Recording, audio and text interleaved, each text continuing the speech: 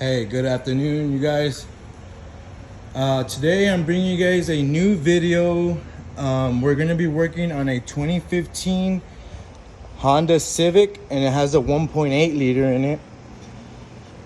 This car had a couple of issues. The first issue was that the car was overheating and the car was spewing. If you see all that coolant, it was not holding the pressure from the radiator cap, and then the radiator broke, and then well, the radiator's all crusty already. So what happened to this one, even the little part right here is so nasty that it just came off with me just touching it. So that radiator was already gone bad. Okay, so the first thing I'm doing, which is the very first thing, because the fans weren't turning on. So in order to find out if you have a bad coolant temperature sensor, there's one that goes on the radiator and there's one that goes right by the valve cover. This one goes right by the valve cover. It was connected with the car on. The car was hot. The fans weren't turning on. So what you do there is, in this connector for that temperature sensor, you get a paper clip, you make it into a U, and you put it in here and in there, turn the car on, and the fans should kick on. If the fans kick on like that, that means that the sensor is no good. So you're gonna wanna go ahead and change it out. I got that sensor at AutoZone under my commercial account. I think it was about 15 to 20 bucks. It's not that expensive. I think regular walk-in, it might be like 35 or 40 bucks. But that's going to be one solution if you have a problem with your fans not kicking on. That's going to be one of the first things you can check.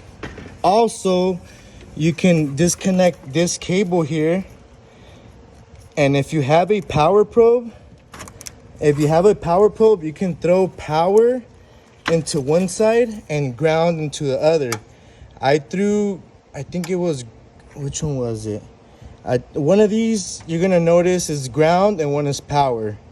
With the power probe, a lot of people are not gonna have this tool, but with the power probe, you connect it to the battery. You're gonna throw 12 volts into one side like this, and then with this alligator clip, which look, you see, I used a paper clip to make it like an extension because this wasn't gonna fit into that connector.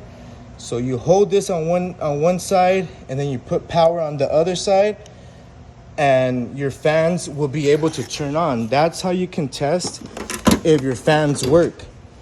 So what I did is I tested this fan, which is the AC fan, and then I tested this fan, which is the cooling fan for the motor.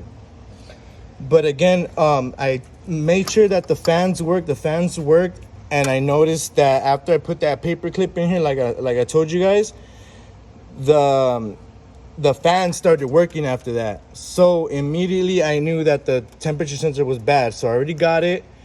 The only bad thing that happened with that bad sensor, I don't know how it happened. I guess all the pressure buildup, it cracked the radiator. So this video is also gonna be a little bit of information for you guys on how to take off the radiator. Usually, from the looks of it, it looks like you have to take off the whole bumper, but you don't. This right here has 1, 2, 3, 4, 8 screws, and you could just remove this. You can just remove this and put it to a side like this. Put it to the side. You want to disconnect the hose from here, disconnect the hose from here. There's going to be a little hose right here. You want to disconnect the bottom hose, but you want to make sure you catch all that coolant. You don't want to spill none of that. You take off these two brackets. You're going to have one on one side and one on the other side. This is for the AC condenser. Also, you're going to take off all the 10mm bolts off of these fans, and you're going to make sure they're loose, that they're not hooked on anything anymore. Once you do that, everything's going to be free out the way. which this is really convenient because some cars you do have to take off the whole bumper and it's a pain in the butt big time. Right now, all I need to do is remove my lower radiator hose and then I can start installing the new radiator. But the whole point to this video is to just give you guys like an idea of what you guys have to do to remove a radiator. This is gonna be working on I believe it runs from 2012 to 2015, maybe even 16, 17. The 1.8 liter Honda Civic. It doesn't matter if it's an EX, LX, or DX. I believe it's gonna be the same for all of those. But this is gonna be like an LX. It has no sunroof. The ones with the sunroof is gonna be considered an EX. But again, it's really, really simple, guys. Anybody, even with the slightest, how do you say? With the slightest, how do you say that word? Even anybody with just the slightest experience should be able to do this. You just want to be careful though. You don't want to pop this condenser because this condenser holds all the Freon. So all that condenser holds all the Freon, and you don't want to pop that because then you're gonna need a whole new condenser. You're gonna need to fill up the condenser with Freon. You're gonna be spending a lot more money than what you have to.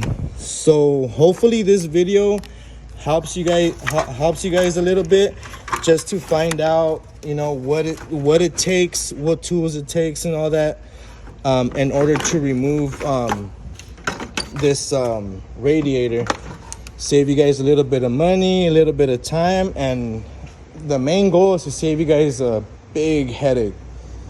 So once again, if you guys have any questions or anything like that, go ahead and comment down below. Sometimes I'm able to answer to you guys right away, but I am running a business and sometimes I just get really, really busy. So if I ever have some free time and I see some of your comments, I'll get back to some of you guys. If I can't get back to some of you guys, I apologize, but I will be trying my best to help you guys out as much as I can. But once again, thank you guys a lot for subscribing. We're at 500 subscribers right now. Hopefully we could get it up there. Go ahead and like, subscribe, share. Anything you guys do is really appreciated. And once again, thank you guys again for all the support, and I'll see you guys in the next video.